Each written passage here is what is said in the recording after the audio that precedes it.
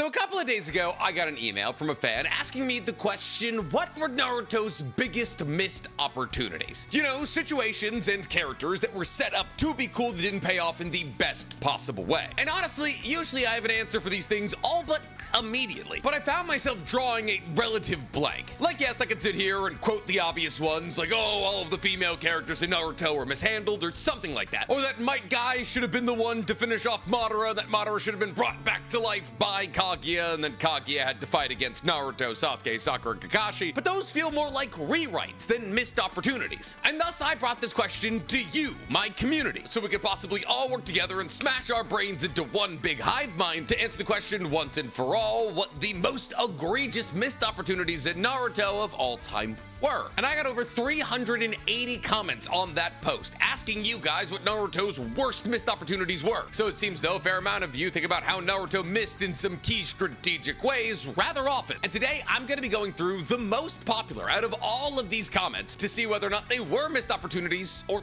not. Because today we're talking Naruto's biggest missed opportunities explained. But before we get to explaining anything, guys, please, for me, like this video, subscribe to the page, and hit that noti bell. And if you're looking for one additional NC Hammer 23 video every single week, guys, go ahead and find my Naruto reaction series using the fourth wall link in my description below. We're on to the one-on-one fights, and I can smell Rock Lee versus Garp. So before we get into all the comments that told us the apparently over 380 missed opportunities that presented themselves in Naruto, I want to talk about A, missed opportunity that I believe Naruto's story should have included, and B, a missed opportunity that was emailed to me that started off this entire video in the first place. So the email that was sent to me asking me about Naruto's biggest missed opportunities used this missed opportunity as an example to get my mind churning. And that missed opportunity, according to the fan who emailed me, was the fact that we never see elemental release applied to Gentle Fist. See, Gentle Fist, which is just a taijutsu practice of striking tenketsu points and firing chakra into them to either amplify the chakra flow through that tenketsu point or shut it down, usually shut it down, is introduced in some of the earliest parts of Naruto. However, it's never augmented. See, some of the most prolific characters in all of Naruto, like Neji and Hinata, and all of the Hyuga, use Gentle Fist through the medium of things like 16, 32, and 64 palms. Now, technically, these different iterations of how many palms are being used is variancy in the technique. However, that variancy just displays itself as the Hyuga member striking faster with a wider range. Because yes, every time you go from 16 to 32 to 64, you increase the range of your Gentle Fist technique. That's why an additional circle is added around the yin-yang at the center for every times two multiple you do of the palms technique. Now, technically, the highest level of this technique we've ever seen is 128 palms. However, that is technically anime only. In the manga, the highest Gentle Fist ever goes is 8 trigrams, 64 palms. But still, this technique that's displayed as being one of the deadliest taijutsu techniques ever created, the cornerstone of fighting ability for one of the most prestigious clans in the Naruto worlds, the Hyuga, never gets any additional upgrades outside of the fact that its range and speed can be increased. Now, is the answer to this problem that Gentle Fist never gets any kind of upgrade adding elemental release? Well,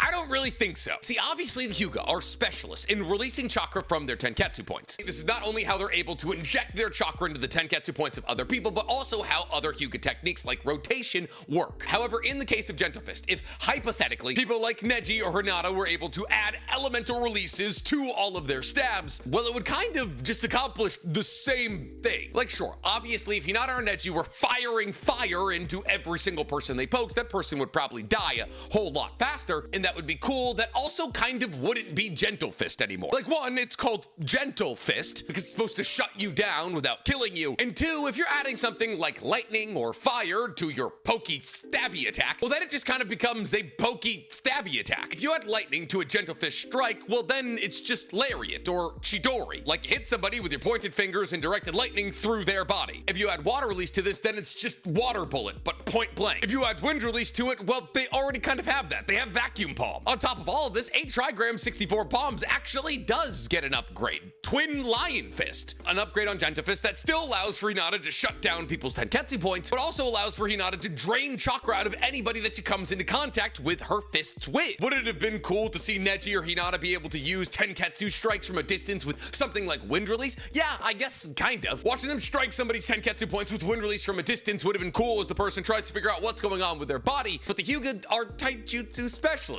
specialists, and therefore, if we're adding elemental release into the equation here, that kind of makes them ninjutsu specialists. So I can't say I entirely agree with that as a missed opportunity. But I can entirely agree with my own missed opportunity because it came from my brain, and I love my brain. See, I know I talked earlier, and if we're being honest, I talk about it all the time, and I believe that Might Guy should have been the person to kill Madara. But at this point, because Might Guy didn't kill Madara, that feels more like a rewrite than a missed opportunity, and therefore, I believe the true missed opportunity of this moment was having Naruto step up to try and finish off Madara. See, I have no problem with Naruto as Ninja Jesus coming in and saving Might Guy's life. I think it would have been cooler if he died, but I do love Might Guy. But going from Might Guy to Naruto, to me at least, doesn't make all that much sense. And therefore, the missed opportunity here is that immediately after Might Guy was unable to finish off Madara, Rock Lee didn't swing in and continue the battle for his sensei's sake. Listen, I get it. At that moment in time, Rock Lee was probably massively less powerful than Might Guy. So far as we know, Might Guy was able to access the 8th gate, and Rock Lee wasn't. However, Madara was almost dead. Half of his body was kicked off. He literally told Might Guy he almost died. We don't need to see Rock Lee open up to the 8th gate to follow his sensei into death, as that would lessen the sacrifice of Might Guy in that moment. I mean, Might Guy opened up to the 8th gate so he could save Rock Lee amongst everybody else. However, if while Madara is talking smack to Might Guy while regenerating one half of his body, his speech is interrupted by a leaf hurricane by Rock Lee, who's able to take advantage of the massively injured Madara and finish the fight for his sensei while Naruto Ninja Jesus saves Might Guy's life. I think that would have been an incredible ending to Rock Lee's story as a whole. Like, yeah, Might Guy did the majority of the damage, but he's the sensei. He's the adult. Ties into the fact that some of the greatest fights in Naruto history have involved both Might Guy and Rock Lee, like when they battled against one of Naruto's shadow clones that underwent a 4-tailed Jinchuriki transformation, and tie in the fact that Rock Lee and Might Guy, to a lesser extent, because Might Guy can use ninjutsu, are the only true representations of Naruto's core message that hard work overcomes talent every single time. And I think this idea that the sensei-student combo that everyone scoffed at their entire lives were the two to step up to defeat Madara would have been an incredible moment. And well, yes, Madara would have been brought back to life by Kaguya, and Kaguya would have had to fight against the real main characters of the story. This would have been a great moment not only for Might Guy, but also Rock Lee, who gets basically no great moments after his battle against Kimimaru. And considering the fact that Naruto and Sasuke are not the people who end up killing Jubidara, it effectively doesn't change the story at all. Like, yeah, you gotta find some way for him to get the second Rinnegan so Kaguya can take over his body, but we can figure that out. But now that those two missed opportunities are out of the way, let's get into our fan-submitted ones. And honestly, I'm kind of baffled by a couple of these. Not because they're bad submissions, just because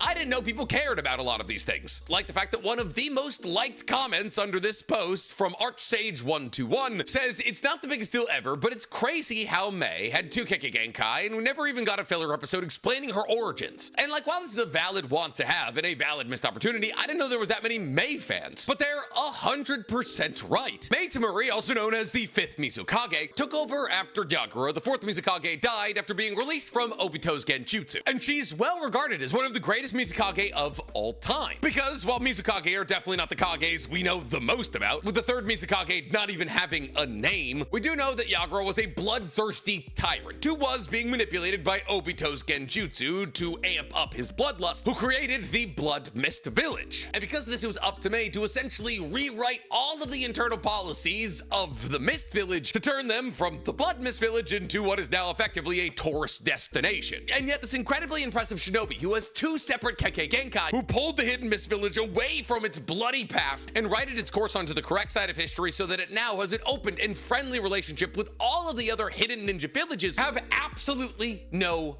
backstory. Well, she does have some backstory at least. See, well, yes, I will 100% concede that Mei never got anything in either the anime or the manga when it came to a backstory. However, some semblance of a backstory has been given to Mei through a combination of the data books and a Sasuke light novel. See, we learned from the 4th and final data book of Naruto that at the age of 9, Mei had to suffer through the Blood Mist Village's absolutely horrific academy graduation ritual, where she was forced to kill her schoolmates to prove that she was Genin material. We also learned from Sasuke's Shinden Book of Sunrise, which did get adapted at the end of Naruto's anime, that Mei lived through the darkest days of the Blood Mist Village, operating as an elite shinobi for the Blood Mist Village, often undertaking absolutely brutal and horrific and morally ambiguous missions for the sake of herself and her village. We also learned from Sasuke's Shinden what Mei's struggles looked like as she was trying to undo the negative inheritance that she was given by Yagura in terms of the world's perception of her village. And there actually is a slight look into the beginning of Mei's tenure as the 5th Mizukage in episode 394 of Naruto Shippuden, when we see that in the aftermath of Yagura's death, which was apparently before the Chunin exams that Naruto and Sasuke and the rest of the Konoha 12 took place in, Hiruzen and Rasa actually reached out to the Hidden Mist Village and asked if they wanted to send any genin to be involved in their Chunin exam. However, because Mei was still trying to cobble together the entire village, she informed Hiruzen that the Hidden Mist Village would not be involved in these Chunin exams, which is why we don't see any shinobi from the Hidden Mist Village. But that's basically it. Everything that we have in terms of a backstory for Mei. No origin story on how she learned boil release or lava release, with the lava release bit being all the more interesting because lava release has nothing to do with water release. Tie that in the fact that the only elemental release that she doesn't know is wind release, and you know, yin and yang. And Mei is an incredibly talented yet underutilized character in Naruto. For those of you wondering how rare it is to be able to control 2 Kekkei Genkai, like exceedingly rare. See, if you want to count the Sharingan and the Rinnegan and the Byakugan as Kekkei Genkai, as they are technically Kekkei Genkai, the list does get a little bit bigger. But even with that consideration, that Dojutsu are Kekkei Genkai, it's really only Mei, Sasuke, Naruto, Danzo, Kabuto, and a couple of Otsutsuki members. Oh, and Madara. But mind you, most of the people on this list, like Madara, Danzo, and Kabuto, all absorbed these Kekkei Genkai from somewhere else. And yet Mei just so happens to have boil release and lava release simultaneously, and we don't know why or how. So while this isn't a complaint that I figured people would have, it is justified. But since we're talking about Kekkei Genkai being underutilized and underexplained, the most liked comment on this post came from a user by the name of Little Okarun, who said, not giving the Byakugan an evolution like Mangekyo Byakugan or something is criminal. Also, I know the Tenseigan exists. The Hyuga deserve more love. They just fell off in Shippuden, and it was kind of sad seeing one of the coolest clans in the Leaf basically go to nothing. And like, yeah, I feel as though this is a sentiment that a lot of Naruto fans have. The Byakugan is introduced as the strongest dojutsu on Earth in part 1 of Naruto, and the Hyuga are referred to as the strongest clan in Konoha. However, as time progresses, the Sharingan gets upgrade after upgrade, and the Byakugan remains the same. Sure, we see some variancy in how Byakugan can be used as the plot progresses, but that variancy, kind of like Gentle Fist, is just range increases. As a Byakugan user like Hinata could see 1 kilometer ahead of them in part 1 of Naruto, but 8 to 20 kilometers in front of them by the time that part 2 of Naruto came around. And thus, the only upgrade the Byakugan ever saw was when people got stronger with their Byakugan. Now yes, obviously the Tenseigan exists, but the Tenseigan doesn't technically exist for a Hyuga clansman. The Tenseigan can only happen when an Otsutsuki takes the eyes of a Hyuga clansman and implants them into their own head. So because Hinata and Neji aren't technically Otsutsukis, the Tenseigan was never something that would be within reach for them. But what would an upgrade for the Byakugan look like? Well, to think about that, we have to better understand the Byakugan and understand what it's able to accomplish outside of seeing chakra networks. See, a Byakugan, outside of allowing its users to track chakra signatures from kilometers away, also conveys a fair amount of genjutsu resistance, as displayed by Mukai Kohinata, who is resistant to Sharingan-based genjutsu under the Mangekyo Sharingan level. The Byakugan also allows for somebody to anticipate when a jutsu is being formed, as they can track somebody's chakra flow within their body to see if they're doing something like welling up fire inside of their mouth. We've all seen the Byakugan at its highest level with somebody like Mukai Kohinata, allows for somebody to look at a ninjutsu, like a fireball jutsu, and identify chakra points within it that would allow for that person to slice through that jutsu. So a base Byakugan can track chakra, allow you to see in 360 degrees, gives you genjutsu resistance, and allows you to nullify ninjutsu so long as you're able to identify a weak point and strike it.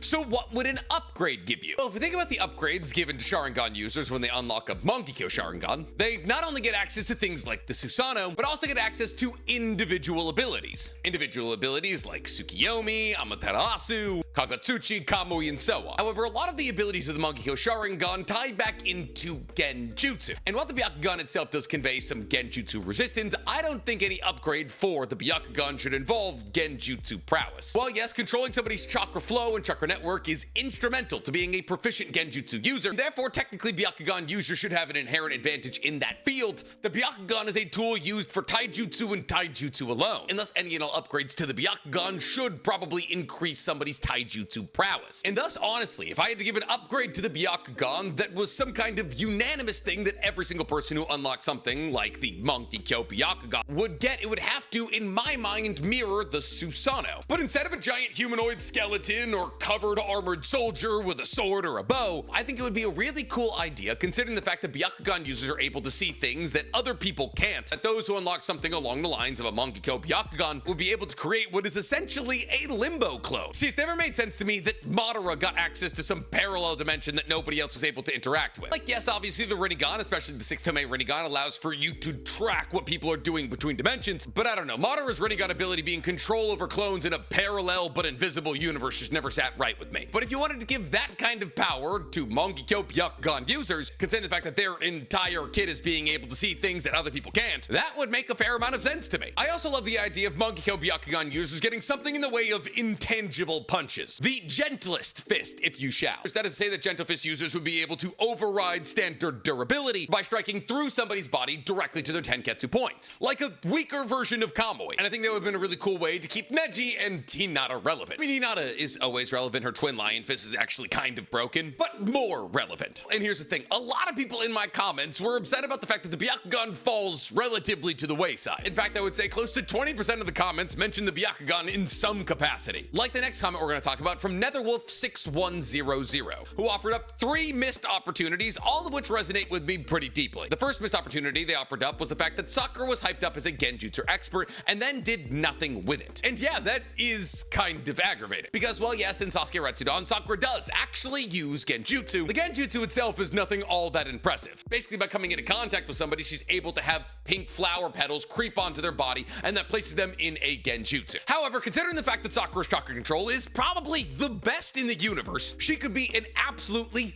fierce genjutsu user if she wanted to be. I mean, we know that she is 100% immune to genjutsu. However, because Kishimoto decided to make her a 1-to-1 clone of Tsunade, she decided to take her chakra control in a different direction, which was medical ninjutsu. And that's kind of the thing. See, chakra control is as important for genjutsu as it is for medical ninjutsu. Now, there is absolutely no reason that Sakura should have been able to do both. It would have differentiated her from Tsunade more, and it overall just would have made her a more interesting character, who made genjutsu relevant in the later stages of Naruto, when genjutsu became irrelevant, which never made any sense considering how disgustingly broken genjutsu is in the first place. But Sakura, who has relatively no long-ranged options, outside of her insane speed and insane strength that she can use to close gaps, would have 100% been serviced by learning some genjutsu. Now let's say hypothetically Sakura's trying to close the distance between herself and somebody like Sasori. Now I know Sasori can't be affected by genjutsu because he's just a tube of meat in a puppet, but still, Sakura's trying to close the distance on an opponent. If Sakura could even catch somebody in a genjutsu for just a matter of seconds, something she should be able to do relatively easily on account of the fact that, like we've said multiple times on this channel, that genjutsu is a tug of war in terms of who's got better chakra control. Sakura could use those couple of seconds where that person is dazed to close the distance between herself and them, and then knock them out clean with one of her mountain-busting punches. See, that's the thing. Sakura doesn't even have to be a proficient genjutsu user. Because her chakra control is so much better than everybody else's, she doesn't need a Tsukiyomi or a Kodo Amatsukame. She needs to daze her opponent for 3 to 5 seconds while they get within punching range. Now, would this maybe make Sakura substantially too broken? Kind of, yeah. I mean, the only thing stopping her from being stronger than Naruto and Sasuke is the fact that all she's got is heels and fists. But would anybody complain about Sakura being slightly more busted? No, I don't think so. Now, the second missed opportunity that Netherwolf offered up was the Byakugan falling to the wayside, which we've kind of already addressed. I wouldn't necessarily say the Byakugan has fallen to the wayside, considering that Himawari, one of the main characters of Boruto, is a Byakugan user, and that's a big facet of her strength, but there were definitely things that Kishimoto could have done to keep the Byakugan as relevant to the story as the Sharingan. However, for being entirely honest with ourselves, the reason the Byakugan fell to the wayside is because no character as important as Sasuke had the Byakugan. So the real complaint here is more screen time for Neji or Hinata, because if Neji or Hinata were as pivotal characters to Naruto's story as Sasuke was, you can bet your bottom dollar that the Byakugan at some point would have gotten some kind of upgrade. In fact, Hinata being as important of a character as she was is the only reason we ever saw any kind of gentle fist update with her twin lions. And that brings us to the final missed opportunity that Netherwolf brought up, which is no monkey or slug sage. And this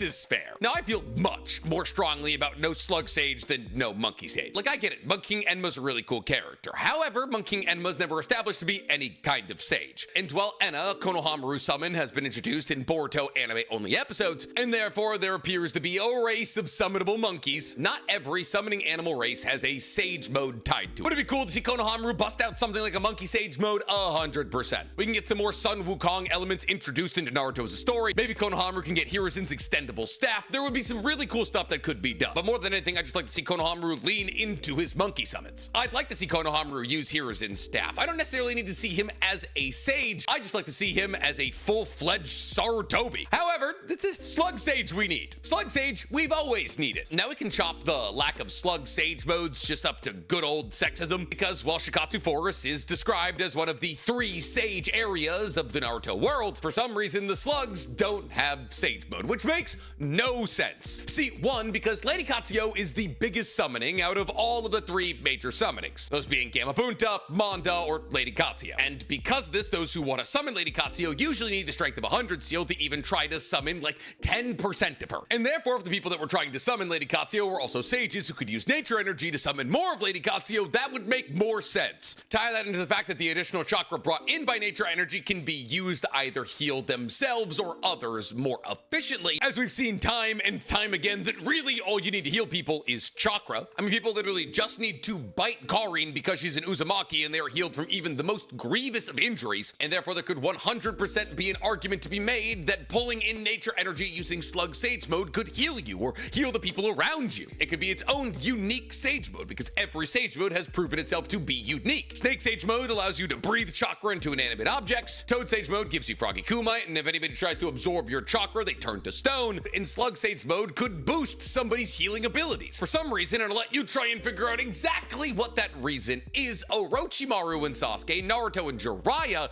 got Sage modes, but for some crazy reason, Tsunade and Sakura didn't. And what's crazy is it literally could have just given Tsunade and Sakura more of the same. It could have just been an excuse for them to summon more of Lady Katsuyo and be better at healing, but because they're women, no Sage mode. But since we're talking about female doctors, another big surprise for me was how many people were upset about how Karin was used in Naruto's story. The local Ginger 8128 said Karin not being shown more with her Uzumaki powers is a crime, and so is the entire Aburame clan for being forgotten with their busted kit. That was obviously 2 gripes to address here. One is the fact that Karin, one of the only remaining full-blooded Uzumakis, is rarely shown using her crazy set of abilities, which is, mind you, the adamantite chains, Mind's Eye of the Kagura, and her ability to be bitten and heal people fully, and the fact that the Aburame, who are the #1 feeder clan for the entirety of the route, were kind of forgotten once Shino was kind of forgotten, which was a lot faster than a lot of other characters, actually. He didn't even make it to the Sasuke retrieval arc. Now, let's get into these 2 individual gripes. The first being that Karin is not used enough. Now, this is, I'll concede, fair. Like, Karin's not an important character. She didn't need to be in more of Naruto. Yes, her abilities are cool, and yes, she's one of the last vestiges of the Uzumaki clan. At the end of the day, she's heavy member #4. Now, could we have used her as a tech test to show off what the Uzumaki are capable of? Yeah, and we kind of did. See, not only in Naruto, but also in Boruto, we see Karin using something known as the Mind's Eye of the Kagura, which is apparently an ability that the majority of the Uzumakis had access to. The Mind's Eye of the Kagura is essentially an Uzumaki opening up their 3rd eye, the eye in their brain. And that eye functions exactly like a Byakugan, allowing for an Uzumaki member, or Karin in this circumstance, to remotely view dozens of kilometers in any direction. And not only just remotely view, but also see somebody's chakra networks, to such a degree that Karin, or any Uzumaki using it, is able to distinguish what clan this person is from, and even if they're lying. Now, this means that a vast majority of the Uzumaki clans were essentially Hyugas, and this ability nullifies basically any and all use that the Byakugan had. And thus there is an argument to be made that the Hyuga might have had a hand in the extermination of the Uzumaki, because with them around, who needs the Hyuga? And while we don't see Karin use this ability all that often, how often is Karin in scouting environments? On top of this, Karin has access to her insane Uzumaki chakra reserves. Insane Uzumaki chakra reserves that other people are able to tap into by biting her. Now, this just kind of displays that might equals right in the Naruto universe, and that sometimes all you need to heal yourself is an injection of an insane amount of chakra. Like so much chakra that Tsunade was able to fill her entire strength of 100 seal by biting Karin once. Now, as to how many Uzumakis had access to this ability, we can't really say, but we do know that all of the Uzumakis had insane chakra pools. Now, would it have been cool to see Karin use this ability more? No, not really. We see her use it literally all the time. Whether it's Sasuke or Tsunade or anybody else who's currently death baiting, Karin usually swoops in to save the day. One forearm bite and you're off to the races, kid. But that's not all of the abilities that Karin has, Nick. She also has the adamantite chains, and you're right, she does. And she uses the adamantite chains in battle against Obito in the 4th Great Shinobi World War. She destroys Obito's gigantic wood-released Bodit-stop-a-golem thing using her adamantite chains. And while her adamantite chains are said to be nowhere near as strong as Kushina's, considering the fact that we saw adamantite chains used by Kushina, we don't really need Karin busting them out at every given opportunity. Unfortunately, she's just not that relevant of a character, and while it would be cool to see all the things that the Uzumaki were capable of through her as a medium, she kind of already accomplishes that task. Now, as for the Aburame, kind of the same argument. Name one member of the Aburame not named Shino. I'll wait. Did you say Terune? Congratulations, you're just like me, which means I know you probably should have dedicated that mental space to remembering something like, oh, I don't know, your best friend's birthday. Now that we don't use Facebook anymore, I'm straight up guessing. Oh, I use Facebook still?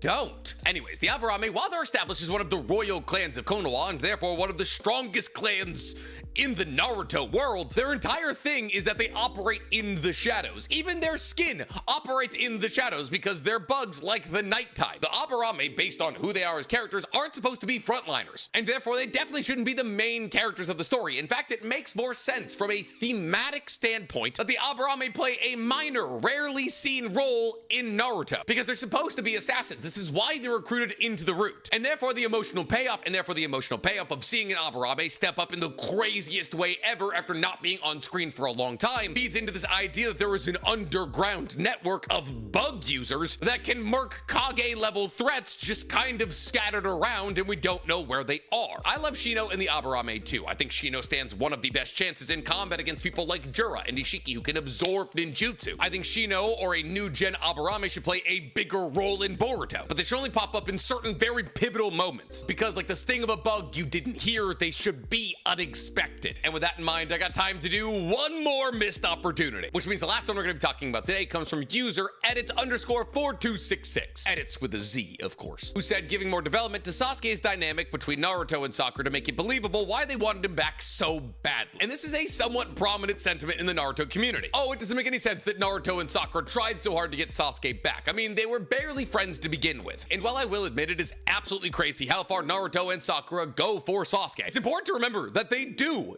technically give up on him. In the lead up to the 4th Great Shinobi World War, both Sakura and Naruto go, well, you know what, we've tried for a couple of years, I guess the next time we see him, we'll have to kill him. And while Sakura can't necessarily steal her nerves to stab Sasuke when he turns his back to her, after seeing what Sasuke has done to Sakura and Danzo, Naruto is determined in that moment, at that fight, on that bridge, to kill Sasuke. And while Naruto, obviously, in their final Valley of the End fight, is not trying to kill Sasuke so he can drag him back to Konoha, that's really only because Sasuke just spent the last 200 chapters fighting for the side of the Shinobi Alliance. Like, Naruto and Sakura gave up on Sasuke, but then Sasuke showed them a glimmer of his previous self, and so they held out hope until the end of the story when Naruto was eventually able to bring Sasuke back into the fold. Now, as to giving more dynamic between Sasuke and Sakura and Naruto, as somebody who's currently rewatching part 1 of Naruto right now, they kind of do. They're all friends. And while in the manga it's very much clear that Sasuke does have reciprocated feelings for Sakura, unfortunately a lot of anime-only watchers don't know that because for some reason, Studio Pierrot decided to essentially erase all of that connection the two of them had in the anime adaptation. Like, do the two of them still go ridiculously far for a person they only knew for a couple of years? 100%. But like, whether it's Sakura defending the unconscious body of Naruto and Sasuke in the Chunin exams, what they all go through together in the Land of Waves, the three of them are